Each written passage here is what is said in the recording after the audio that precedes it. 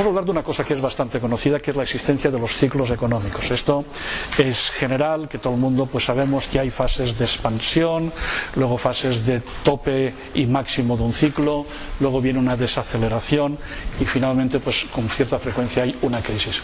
Detrás de esto lo que está es los ciclos de innovación tecnológica. Siempre van apareciendo innovaciones. Muchas de estas innovaciones generan enormes expectativas.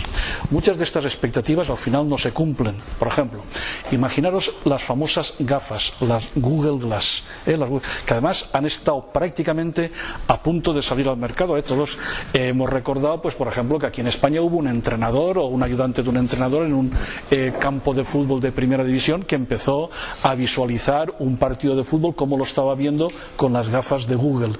Pero al final las gafas valían $1.500, parece ser, y al final el producto, pues por falta de aplicaciones, por falta de utilizaciones, pues al final no ha salido al mercado.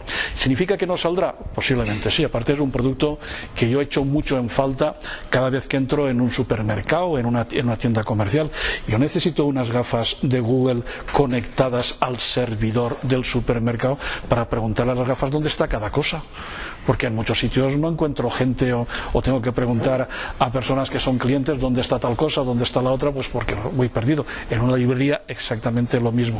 Por tanto hay muchas utilizaciones, incluso por ejemplo imaginaros pues para clases que por ejemplo pues la chica que está grabando la clase, pues posiblemente cada uno podría grabarse su propia clase, o aquellas partes que le parecen más interesantes, o por ejemplo digamos visualizar y hacer reportajes pues solamente mirando cosas en vez de utilizar recursos como son los móviles u otros. Hay determinados productos que desaparecen, otros digamos que aparecen luego en lo que se llama una meseta de productividad. Han desaparecido productos como eran las PDAs, han aparecido con mucho éxito pues productos como son las tablets, y finalmente de muchos productos tecnológicos al final se empiezan a hacer utilizaciones que nos permiten mejorar la productividad. Saber qué productos son los que van a tener éxito pues normalmente es prácticamente imposible, pero saber qué aplicaciones hacer sobre productos que ya tienen utilización masiva posiblemente sea uno de los caminos para tener éxito con la innovación. La innovación, digamos que al final pues tiene esta misma forma que tienen los ciclos económicos. Hay una parte a veces que es de escepticismo, luego aparece un entusiasmo salvaje, luego hay cosas pues que vemos que no van a tener utilización, pero posiblemente luego en procesos de mejora continuada pues también suele haber digamos aplicaciones. Esto por ejemplo en temas de control de calidad, en términos de procesos de mejora permanente pues también tiene su utilización, aparte de lo que vamos a ver de los ciclos económicos. Los ciclos económicos, como sabéis, tienen 4 fases. Una fase que, si empezamos desde el fondo de la crisis, empezaría una ligera recuperación. Esta recuperación, digamos que se alimenta sobre sí misma, la creación de empleo hace mejorar el consumo, ese consumo hace que se contrate más gente a las tiendas, hay más empleo, vuelve a aumentar el consumo, se producen efectos de demostración, la gente ve que los vecinos o que hay gente que mejora, que cambia de coche, y entonces empiezan a producirse procesos, digamos, de mejora. Otro de los indicadores, por ejemplo, tradicionales en todos los países es la cifra de ventas de coches nuevos, ligadas por ejemplo al ciclo económico.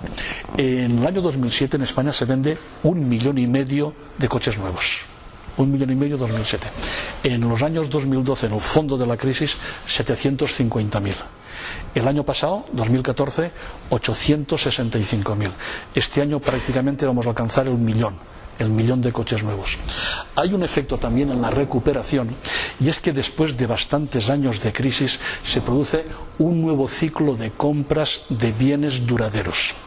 Durante muchos años, cuando llega una tormenta económica, compramos para llenar la nevera, pero ni el colchón, ni el mueble, ni la lámpara, ni la lavadora, ni este tipo de cosas se recambian. Luego, posteriormente, cuando las cosas mejoran, empezamos a hacer ya cambios en algunas cosas. Por ejemplo, en el caso de los coches es bastante claro. En España el parque de coches, digamos que más de la mitad tiene más de 10 años, por temas de seguridad, porque llevamos niños pequeños a veces, pero al final generamos cambios. Y esto, por ejemplo, es otro de los motivos por los cuales ahora mismo está aumentando la compra de bienes duraderos aquí en España. Al final se llega a un máximo. Como sabéis, la evolución del ciclo económico se mide por el porcentaje de subida del Producto Interior Bruto.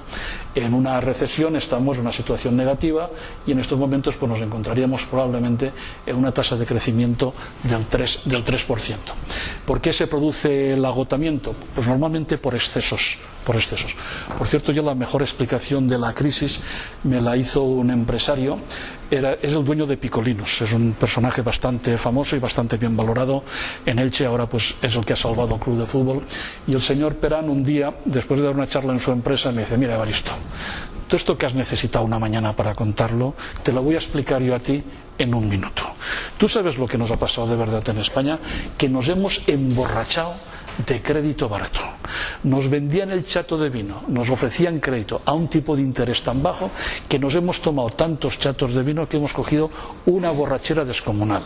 Y ahora, después de coger esa borrachera, necesitamos un tiempo pues para pasar claramente la resaca. Entonces, posiblemente es una de las explicaciones de que en las épocas de crisis aparece la crisis básicamente por los excesos que hacemos en las épocas de auge. Normalmente los excesos son exceso de consumo financiado en base a crédito.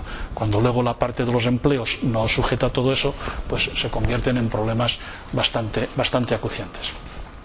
La expansión económica normalmente se genera porque empieza a producirse un aumento ligero del consumo. Esto, por ejemplo, ahora mismo está sucediendo. Inclusive en España ya llevamos bastantes trimestres de aumento del consumo. Yo normalmente, con cierta discreción a veces, se lo pregunto a las personas que trabajan en grandes cadenas de distribución. Normalmente la distribución lo sabe perfectamente. Tiene día a día comparado por zonas aumentos de las cifras de ventas. Y esto se está prácticamente materializando. No solamente son las cifras de ventas de los coches que aparecen mensualmente, sino también, digamos, en muchos niveles. Cuando aumenta el consumo, aumentan los pedidos a las fábricas, y las fábricas tienen que aumentar la producción. Bueno, a veces aumentar la producción significa pues que la gente tiene carga de trabajo pues para hacer las 8 horas. A veces aumentar la producción significa hacer alguna hora extra. A veces aumentar la producción significa pues a lo mejor hacer algún turno adicional o trabajar algún sábado por la mañana, y todo eso lo que genera es un poquito más de empleo, de momento por horas. Pero cuando realmente la expansión se pone en marcha es cuando la producción no es suficiente para atender estos pedidos, y entonces se produce una inversión adicional. Cuando se construyen instalaciones para alimentar los pedidos porque la capacidad de producción es insuficiente, entonces es cuando se pone el ciclo completamente en marcha. ¿Por qué? Porque esta construcción de nuevas instalaciones lo que genera es empleos de albañiles, empleos de instaladores, pone en marcha las fábricas de materiales de construcción, y entonces el ciclo empieza a realimentarse. Cuando producimos errores de inversión, normalmente es cuando se desencadena la crisis, y entonces la crisis se acentúa. Desgraciadamente esta crisis nos ha dejado errores de inversión descomunales. Hay uno que digamos que es espectacular y que posiblemente lo habéis visto todos. Es el gigantesco almacén robotizado que intentó hacer Vidal en la circunvalación de Alberique. Posiblemente a lo mejor no he llegado a contarlas porque habría que parar el coche y verlo, o a lo mejor rondarían las 100 puertas de embarque. 100 o más puertas de embarque. Y además todos lo vimos construir, porque es el típico almacén robotizado que se hace desde dentro hasta afuera. No es que se esté haciendo un edificio que no sabes allí dentro lo que habrá. Pues estos almacenes parece ser pues tanto en cerámica como los que tiene Consum, como algunos que hay también en otro tipo de sectores. Pues digamos, dentro es toda una gigantesca estructura robotizada donde van digamos todos los rieles que manejan todo aquello. Pero al final digamos que aquello se convierte en un gigantesco error. un gigantesco error que además, si le sumas otros errores, como hizo desgraciadamente esta empresa, como meterse en un territorio que no dominaba, hacer competencia a los supermercados. Vidal, que es un importador, aparte, la idea de Vidal de hacer aquello era una idea que en el fondo no era mala. Su parte de núcleo central de negocio es la importación de cosas baratas de Asia, de menaje y de cosas de aparatos para el hogar y venderlos en plan masiva.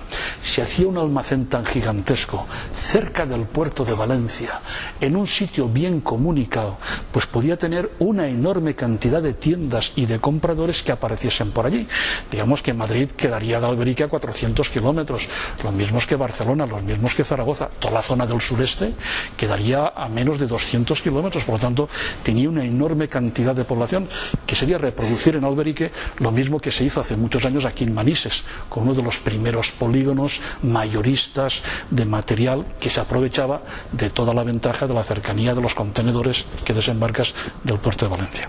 Pero si además cometes otro error de que te metes en cadenas de supermercados vendiendo producto ya incluso de fresco, que necesita ser un súper especialista de todo eso, pues al final el desastre es completamente enorme y al final pues tienes que acabar vendiendo tus instalaciones, y muchas de ellas las han comprado pues muchas de las cadenas que lo vemos nosotros, que ya no están allí, pues, y que ahora mismo pues son propiedad de otros.